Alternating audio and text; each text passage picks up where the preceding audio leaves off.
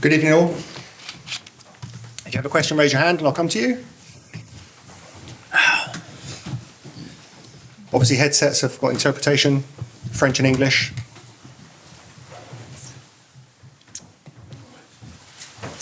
No question? I'll come to Jordan.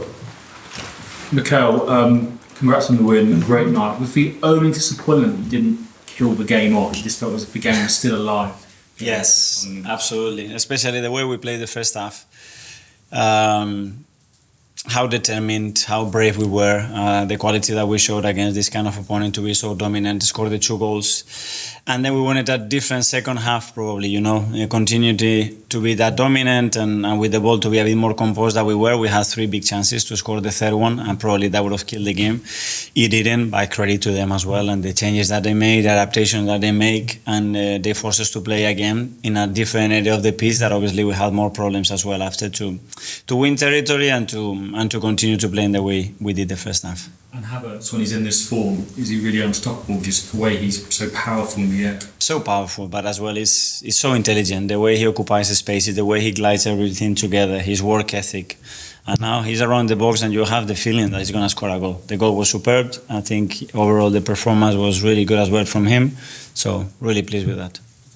Is Julian Timber okay? Because it was a surprise when he came off after playing so well in the first half. Yeah, he was unbelievable in the first half, but he felt something muscular and he wasn't certain. So I didn't want to take any risks. He's been out for a year. He's played a lot of minutes, probably more minutes than we wanted in the last few weeks, and we have to manage him. Dan? Mikel, when do you start looking at the 36-team league table? I mean, are you looking at it tonight or is it still too early to worry about that? It's too early, I think, as well. Everybody has to play a lot of different and difficult games, home and away. We have to adapt to that. We don't still know, how many points you need. The only thing you can focus on is to perform and try to win your own games. So we've done tonight and carry on doing it and now focus on the Premier League. Do you feel there's the same sort of jeopardy and significance to these early round games as there was last season in the 4-team group? I don't know. We all want to be, at the very top, to play less games and to have, after the capacity to have better draws. It's going to be a long journey, I think. Mikel, Bukayo has just been on TV saying he thinks this is Arsenal's year. What do you think of that comment? And do you agree with him? Well, the players feel that we are in the right direction and they believe in what we do. It's a great sign. It's a night to be really happy because we play one of the best teams in the world for sure, and to be able to perform and win in the way that we did, I think it's a really good sign for the team. Obviously a chance to give Mikel Merino his debut tonight. How good was that and how do you think he got on? Really good because as I said, he joined us first session, he gets injured. He had only one session with us. He was ready. He was really willing to be part of it today. And obviously, with the injuries and the changes that we had to make, we believe that he was the player that could help us in that phase. And I think he's done really well. George from BBC at the back. Mikel, hello. I just wondered, how did the players feel in terms of probably Champions League now and beating a team like PSG at home, and they were very streetwise in the way they saw the game out? What did you make of that?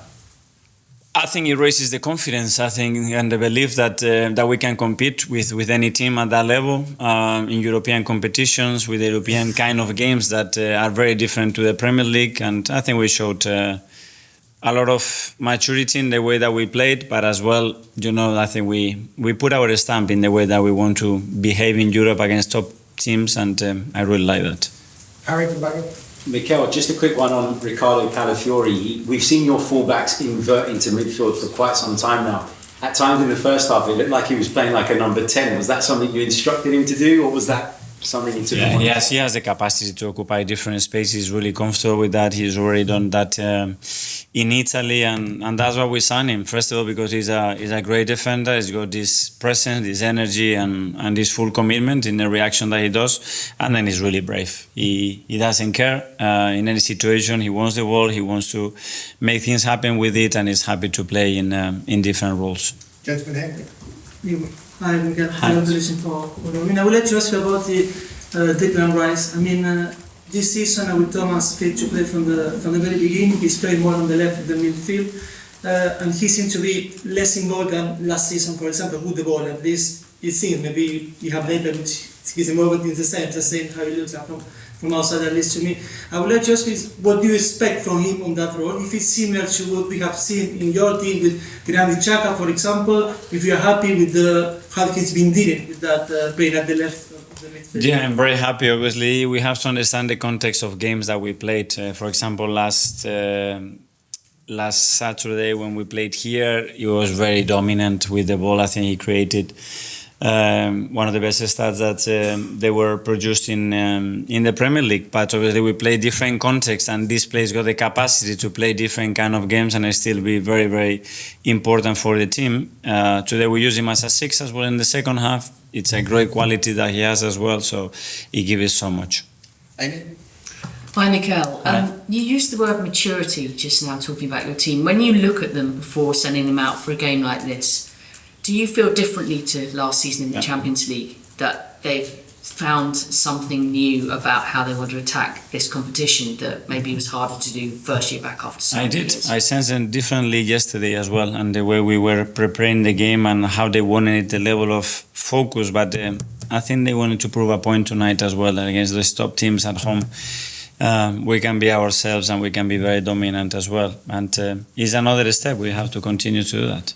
Okay, we have the last two, Tom. Yeah, just a similar theme. Do you think the players needed a big win like this against a big team to kind of feel that belief that they can beat the biggest club? I think so, and it creates as well these special nights at the Emirates, in European nights against big clubs, you know, and that belief is something that lifts the energy and lifts the spirit of everybody. And first of all, it's about believing that you can face those incredible teams and you have a really good chance to beat them, and you are good enough to do that. So I think it's going to be very helpful.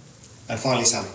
Because, as Amy said, it was only your second season in the Champions League, but there seemed to be like a bit of a calm and control about your team tonight, particularly in the second half when they were maybe coming on to you a little bit more. That must have been something that impressed you. It did, and especially as well because the result at halftime was similar to a few days ago, and then what happened, and managing emotionally that and staying in the game in the way that we had to do. I was really impressed and happy with that, even though there were still, especially in the second half, things that we must do much better. Thanks. Good night, everyone. Thank you.